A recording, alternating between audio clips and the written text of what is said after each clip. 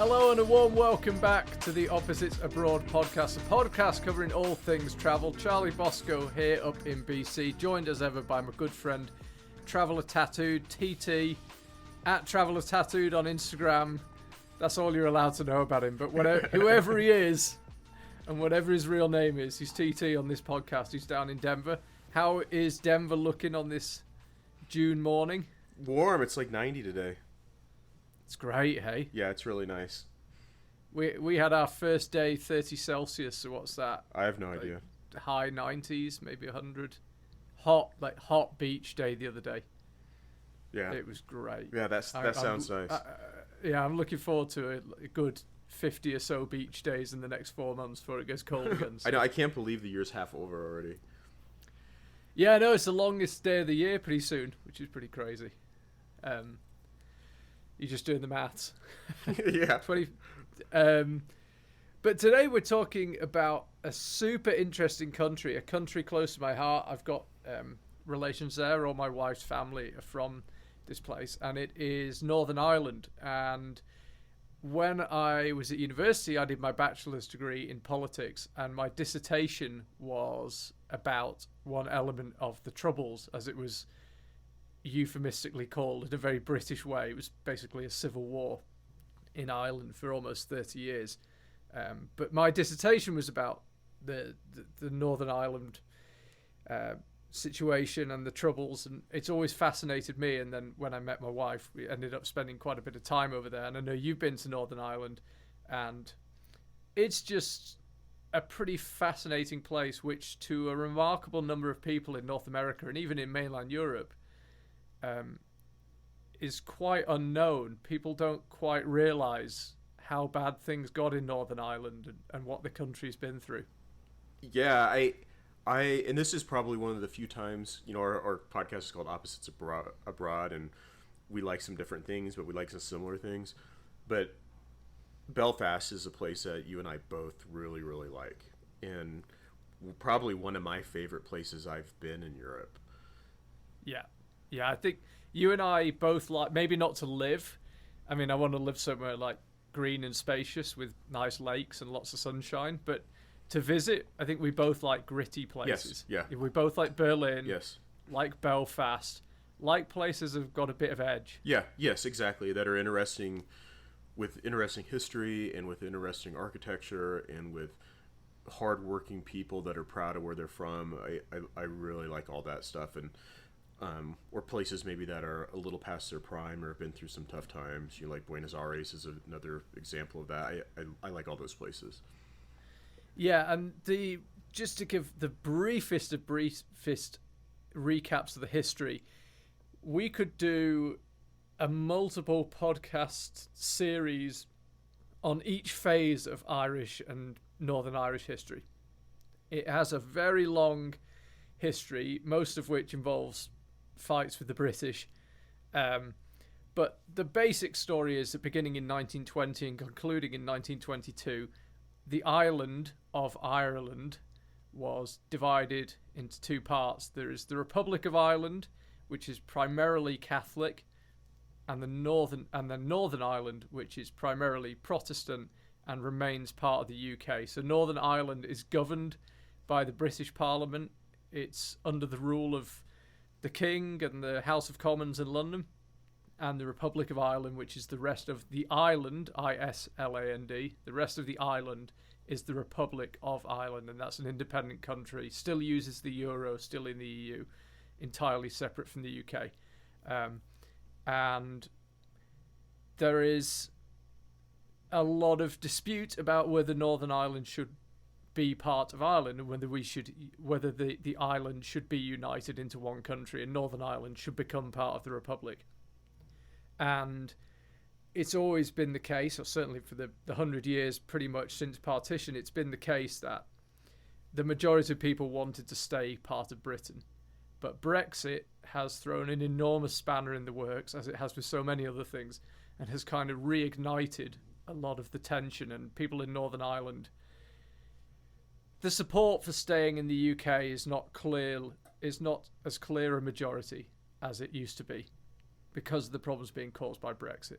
And the last thing people want is a return to the Troubles, which was 30 years of essentially civil war when the Irish Republican Army and the Ulster Defence Force and other paramilitary groups were basically fighting and bombing and killing people in Northern Ireland. So that's a very jumbled, random history, but basically the island of Ireland has been divided basically along religious lines and political lines, but those lines have become increasingly blurred after the complete unmitigated disaster that is Brexit. Well, I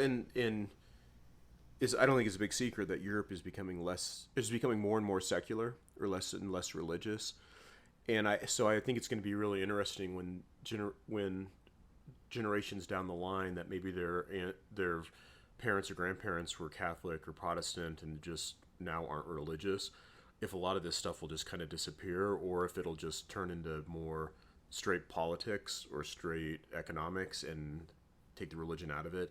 But I think that's gonna be interesting. Now I have a question. Go ahead. Sorry, just quickly. Sure. I think that's already happened. I think very few people now are actual churchgoers. They'll say, "I'm a Catholic," but I'm a Protestant. But they're more like it's a label, not a religious belief. Yeah, and I work with someone who is very proud of being Catholic, but when you really talk to them, they're like, actually, I'm not religious at all. I identify as like Catholic descent, kind of, and or there's a lot of people who are secular Jewish and they identify as Jewish, but they don't believe in Jewish religion anymore. I think that's interesting. Now, Charlie, do you consider yourself British or English, or both? I consider myself English. Okay, and why is that? Because,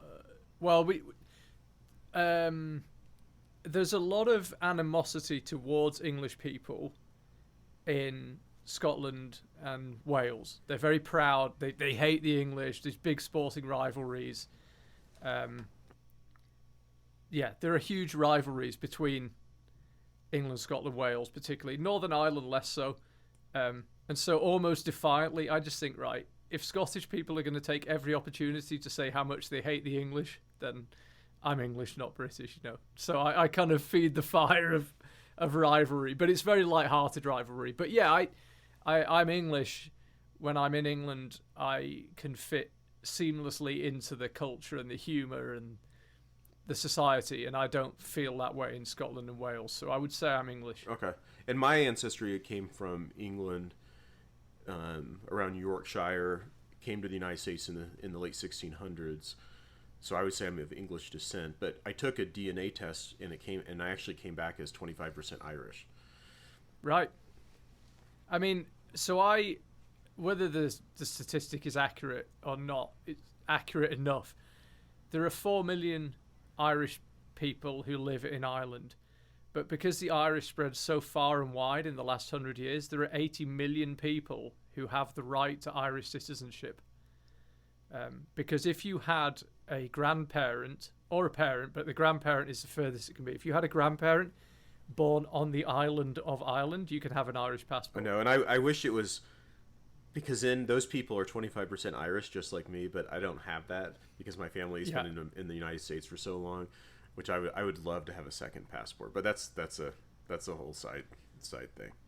Well, again, after Brexit, the computer system crashed that handles Irish passport applications because British people were suddenly applying for Irish passports because a British passport no longer grants you access to the EU. Oh, interesting.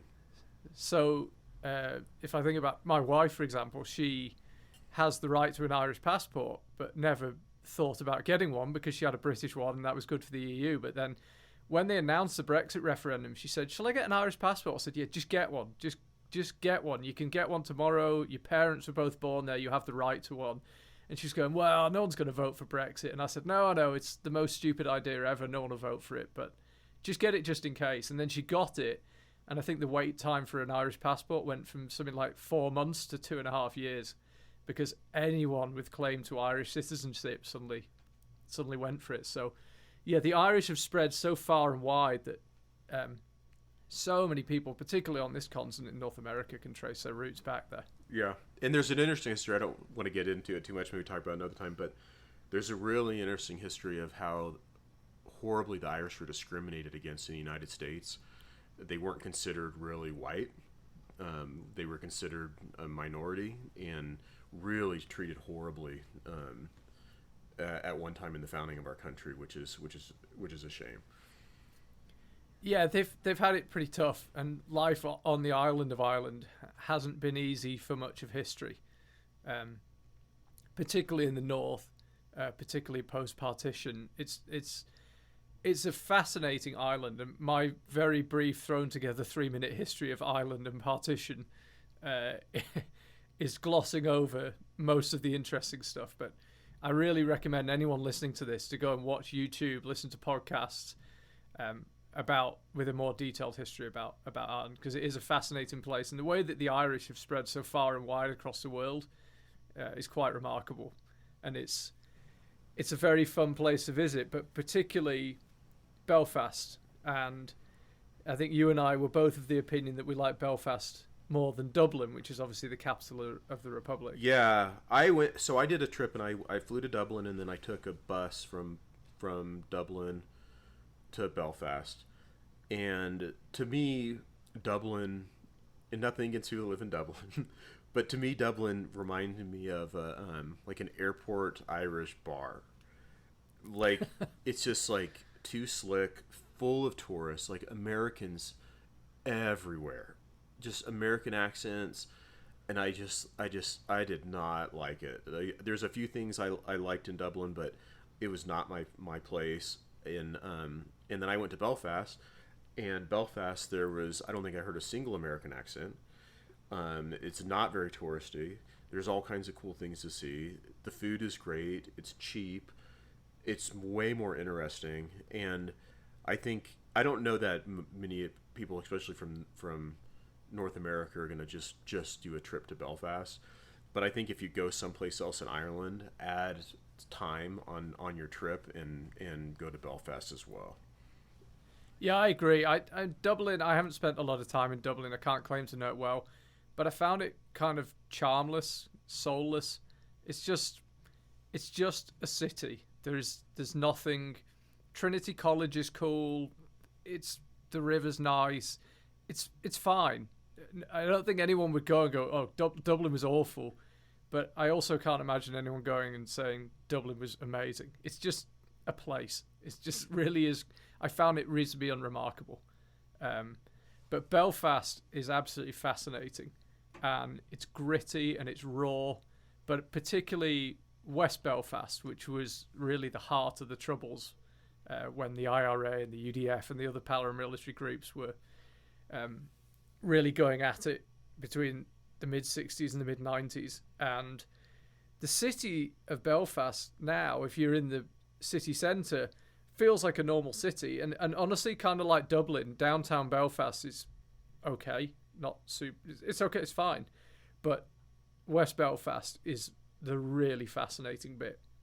And that's where basically the two most hardcore loyalist and Republican communities live more or less side by side, divided by a huge peace wall. Yeah. Ironically named Peace And the Wall. wall's still there. Yeah, the wall's still there, and it's still closed every night at, I believe, 6:30 p.m. So yeah, when you get out to West Belfast, the city becomes increasingly divided. So there are two roads that run more or less parallel. The Shankill Road, which is loyalist, so those are primarily Protestants who, again, we're generalizing, but primarily Protestants, primarily people who feel loyal to Great Britain, want to remain part of Great Britain. And when you drive down the Shankill Road, there are Union Jacks flying, there are murals on the side of houses as tributes to the royal family, connection to Britain. And then the Falls Road, which runs more or less parallel, probably only, I need to check my geography, but less than a mile away, I would say, is the Falls Road. And that's the heart of Republican Northern Ireland. And that's where you'll see Irish flags, signs written in Gaelic language instead of English. Sinn Féin, which is the political wing of the IRA, to be perfectly honest, although they deny it, is based on the Falls Road. So, and these two roads, these two communities are separated by a huge 8-meter high wall, like the Berlin Wall. It's it is incredible when you go there to see that it's not an artifact; it is still in use. They're physically dividing the communities. Yeah, I thought it was amazing because I did what you told me to do, and I actually used the same guy you told me to use to do a cab tour. And he took me around through all that, and we saw the wall, and we saw where different bombings were, and what a strange place to live, and it's just, I mean, you and I talk about religion and stuff all the time, but it's kind of like, to me, it's like India and Pakistan. They're the same people. You know, in Ireland, they're the same people. And what's amazing to me, and it was that guy, it was Mark, wasn't it? The black cab guy recommended it. Yeah. Because just sort of a bit of context for people listening, I did this black cab tour. TT was going to Belfast. I said, look, you got to meet this guy, Mark. He'll show you around. He drives you around in the black cab, and it's kind of scary, kind of amazing. But the thing that struck me, like you just alluded to, is they've kind of forgotten why they hate each other. They just do. Like, they've, a bit like religion's been cast aside, they kind of can't remember why they don't like each other. They just don't. And it's become so embedded, so entrenched, that the reasons behind the dislike and the ill feeling and they've forgotten it. And as soon as you say to someone, forgive and forget, or, you know, it's time to move on, they'll say, oh, but what about this? And then the other side will say, yeah, well, that was bad, but what you did was worse in this year, and then that happened, and this happened, and they're pulling out all these historical events. And it's just established that they hate each other, they're divided, it's us versus them. But I feel like the reasons for it are actually long forgotten. And one thing that guy Mark said to me, which I was amazed by, and kind of made me not feel very optimistic about the future, because you realize how ingrained it is. He said, oh, we've been part of a community program recently where they get our kids to play sports in leagues where the Catholics and the Protestants are mixed up. So you meet somewhere, not in West Belfast, somewhere else in Belfast.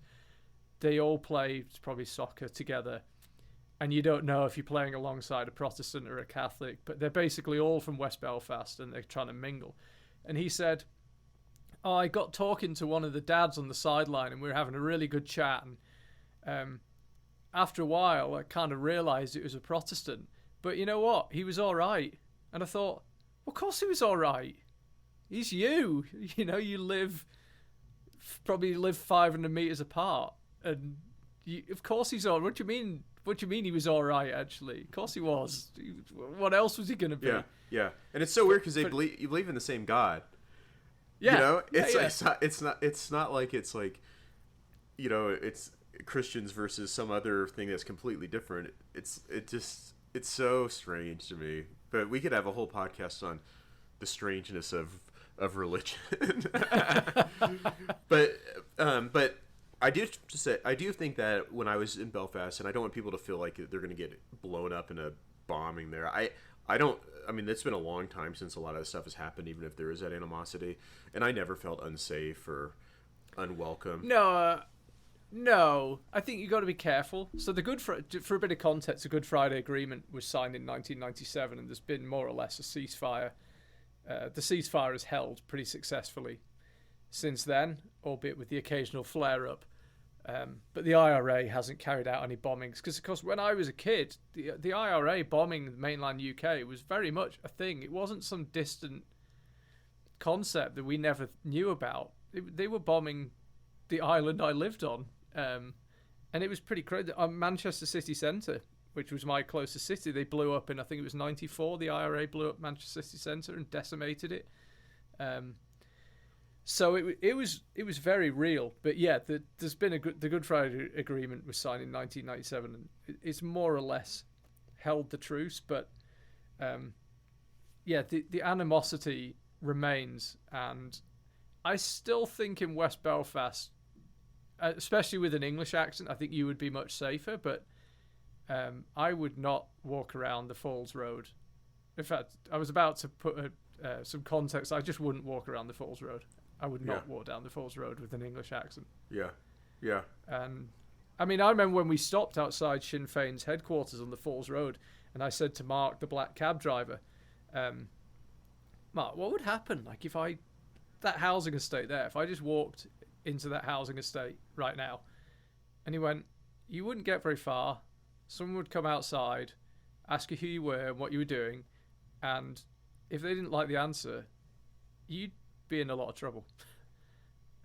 And to hear someone say that in Britain in the 2020s was pretty scary, really. So I think if you go to Belfast, you really don't need to think about it. But if you are walking through an area where you suddenly see a lot of Ireland flags and signs written in Gaelic, not English, I would certainly jump in a cab at the earliest opportunity and get out of there. Would be my reading of it. But if you're a tourist there and you stay downtown, you're not really around in that area. No, you'd have to go and seek it out. You'd have to go. But for example, I remember I was driving back through Belfast once, and was starving, stopped, parked the car, walked a few hundred feet to go and get a sandwich, and realised I was in the heart of Republican West Belfast, and suddenly felt really intimidated. But I'm very conscious of my accent. These are people that think they're occupied by the British. You see a lot of Palestinian flags flying because they identify with the Palestinians, feeling that they're occupied by Israel. Yeah, I thought that was so strange. Because I remember seeing all kinds of Palestinian murals and stuff when I was there, and I was like, this is so bizarre. Yeah, well, that's it. So I was just walking down the street. I saw a lot of Republic of Ireland flags, Palestinian flags, and I just thought, oh my God, I'm walking down this street with an English accent. I need to get the F back in my car right now and get out of here. And I do think that is not an overreaction. Yeah. So do you think I'd be safer you think you'd be safer with an American accent? I think if you walked in the wrong pub, you had an American accent, someone would come up and say, "Hey man, I think you might be in the wrong pub." If it was me, with an English accent, my suspicion would be, I don't know, maybe I'm being harsh, but I suspect they would be a little less understanding, warm, a little less understanding of my mistake. Yeah, would be my. But by the same token, they probably take one look at you and think, tourist, guy doesn't know what he's doing. So I'm sure it'd have been okay. I'm sure if I got in the sandwich shop, I'd have been just fine. But maybe it's because I have a heightened sense of it, having studied the history and grown up in England when the Troubles was going on. But I certainly would not encourage anyone with an English accent to wander around Republican West Belfast. Full stop. Now, besides the cab tour, what would you recommend people do in Belfast? Well, I think, to me, I'm kind of a politics geek.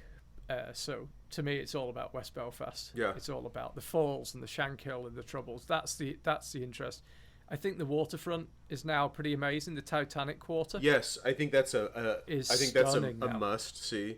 And yeah, Titanic Museum was great. Titanic Museum is great. There's even a ride in there where you looks like you're going down kind of the bow of the ship and stuff. And you can see.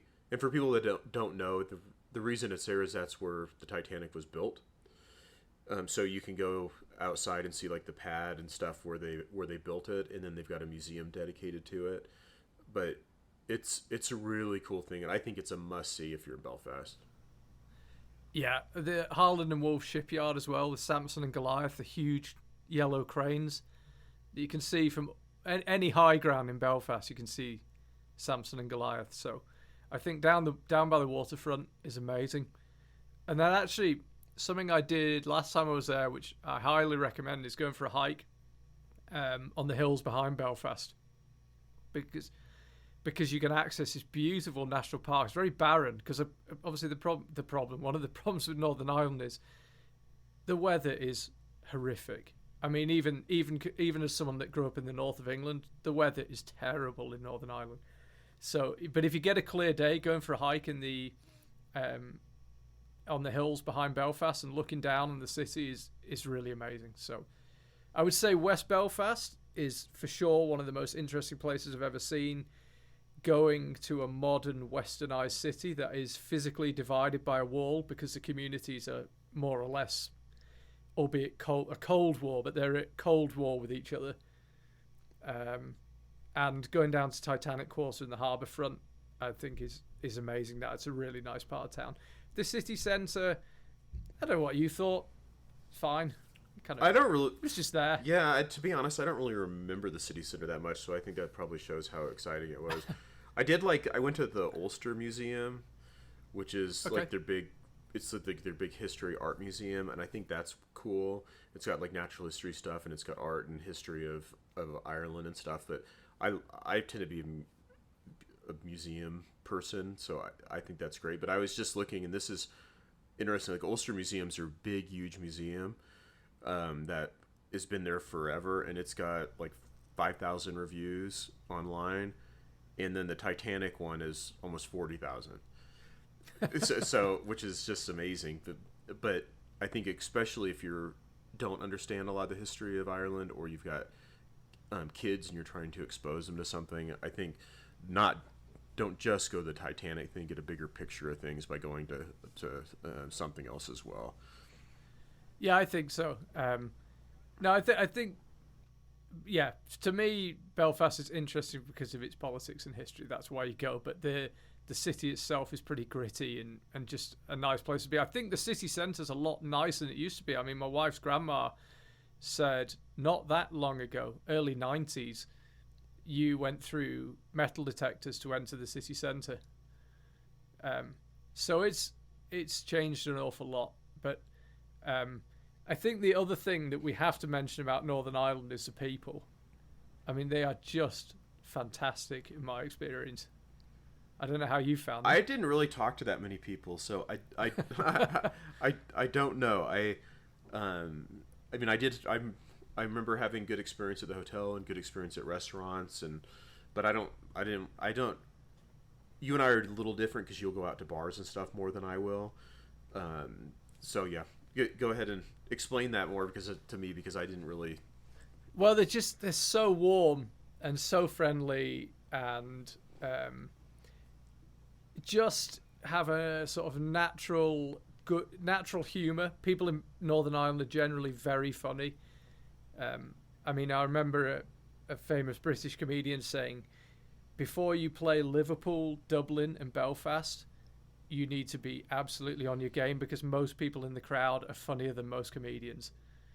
And I think that's really true. They're so witty, Northern Irish people. They're so quick. The humour is so quick. Yeah. But they have a kind of natural warmth, and I'm not quite sure where it comes from. I think maybe it's just this terrible rainy weather that you sort of, it's kind of us against the weather, or I'm not sure what it is, but they're very funny, warm, welcoming people, and I've really enjoyed my interactions with them. They're very hard to understand, even for me.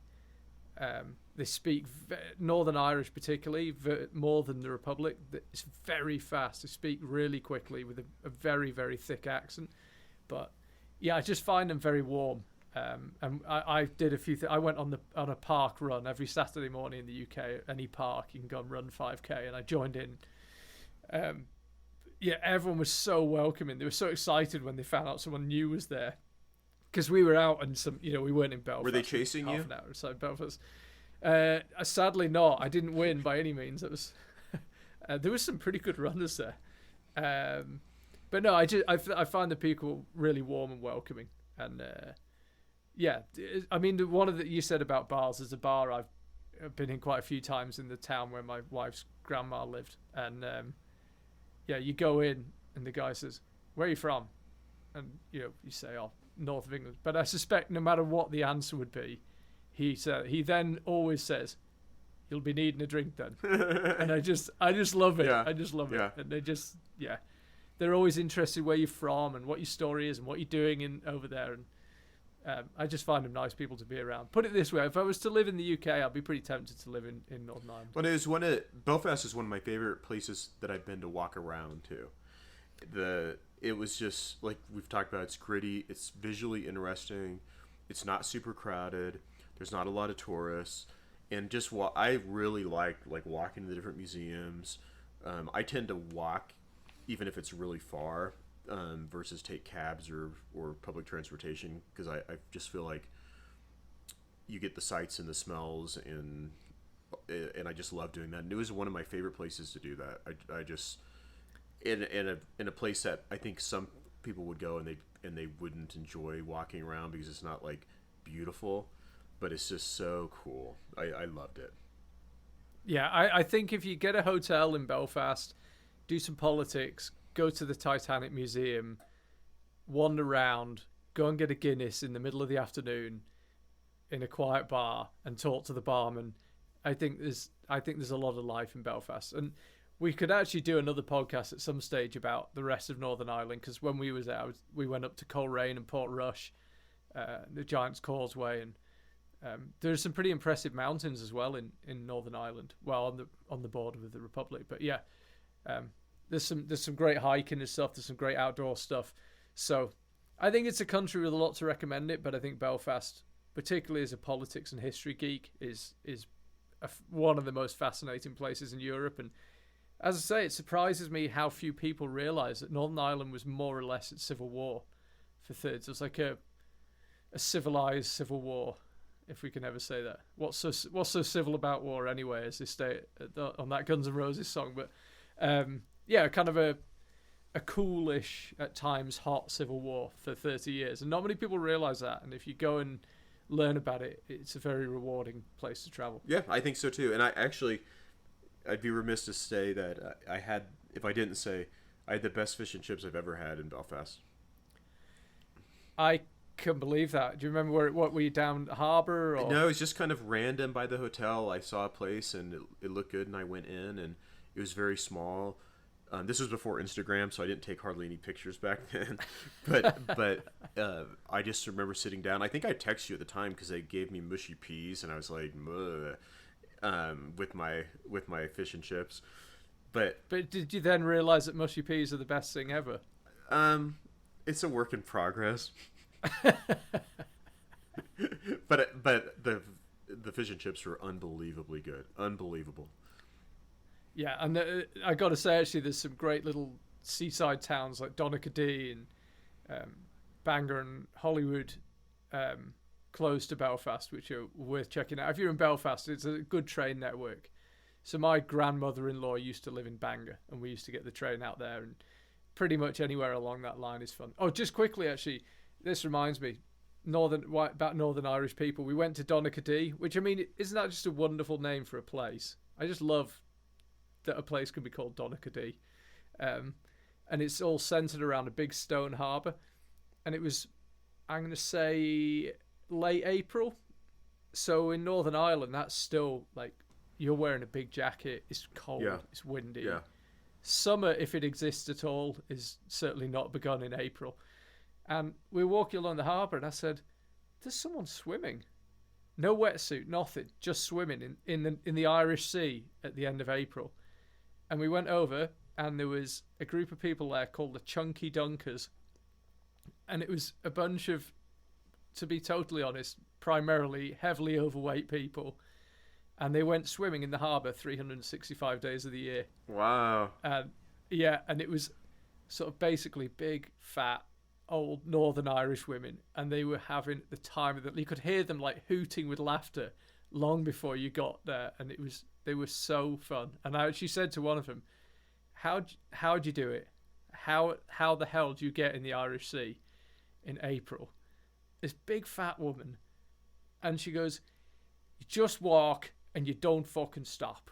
And I was like, I just thought, that is brilliant. I love it. Yeah, and these big fat ladies got in the sea every day and floated around chatting to each other in the freezing cold water. And I just thought, this is a cool place. I like these people. And then what happened after that? they got out and got that cold. Your mind's in the gutter. I'm just curious. Like, it seemed like you guys got pretty chummy. Yeah, well, then I went home and, helped them dry off. Yeah, hit the buffet. Yeah,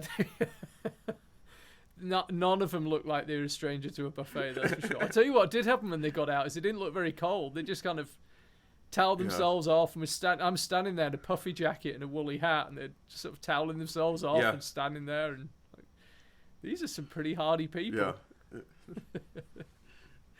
Yeah. But no, anyway, it's a big thumbs up for Belfast from both of us. Is that fair to say? Yes, yeah, I would totally recommend it. I think when you look for places to travel, it's always good to look for places that are famous but a little off the beaten path. And I like, and I always think, because you and I are well traveled, so we tend to know some other well traveled people. And I try to think of places when I book something like, do I know someone who's actually even been there? And if I don't, or I can't really think of anybody who's been there, to me that makes me want to go even more. Yeah. And Belfast is kind of that way. Like, I would never go to work and people were like, "Oh yeah, I'm heading to Belfast next week." Yeah, you know, it just nobody says stuff like that, and to me that makes me want to go see it more. And when something has a interesting history or a tragic history, I want to see it for myself. Yeah, I agree. And often the best travel experiences are the random ones. When you do a road trip, it's very rarely that museum or that town that you specifically wanted to see. That very rarely ends up being the highlight. It'll be, well, we nearly ran out of gas, so we pulled into this town, and it turned out they had this restaurant, and then we met this guy. It's always the random stuff. Yeah, exactly. And Belfast is kind of like that. No, as you say, no one in the States is going, yeah, we haven't done Paris or London or Madrid, but we're just going to Belfast. We thought we'd give it a look. No one's going. We were going to do Disneyland, but we kind of thought, let's take the family to Belfast instead.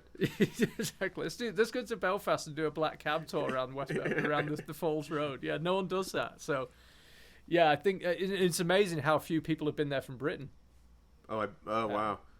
It's amazing how few people have been, because in a way, what takes you there? If you live in England, you go to an airport, you can go to somewhere hot. Yeah, somewhere warm. So it's like there's kind of no incentive to get a plane or to travel to somewhere that's kind of similar. If you're not really interested in the history, there's not much to take you to Northern Ireland. Yeah. So not many people in Britain have been there, let alone the States or mainland Europe. So yeah, that in a way, as you say, makes it all the more special. Yeah, I agree. All right, well, I'm going to let you go, but I know you've got a really interesting trip coming up. Should we let's leave it. Let's just leave it open. You got a really interesting trip coming up. I do, to a very, we'll see if it actually happens, because it's to a place that is really in turmoil right now, and we'll see if the trip happens. But if everything goes smoothly, I'll be there a week from right now. Yeah, TT's big secret is that he's actually a mercenary. Former member of Delta Force turned mercenary. No, I'm only kidding. But no, you've got an interesting trip to what is currently quite a hot part of the world. Very much a hot war, not a cold war. That's true. And I'm a lover more than a fighter, I think. Well, you might need to get your fighting hands out. Let's see. But yeah, we'll speak before you go. But yeah, there's certainly an interesting discussion coming up when you get back from that trip. But yeah, we'll speak later in the week. Sounds good.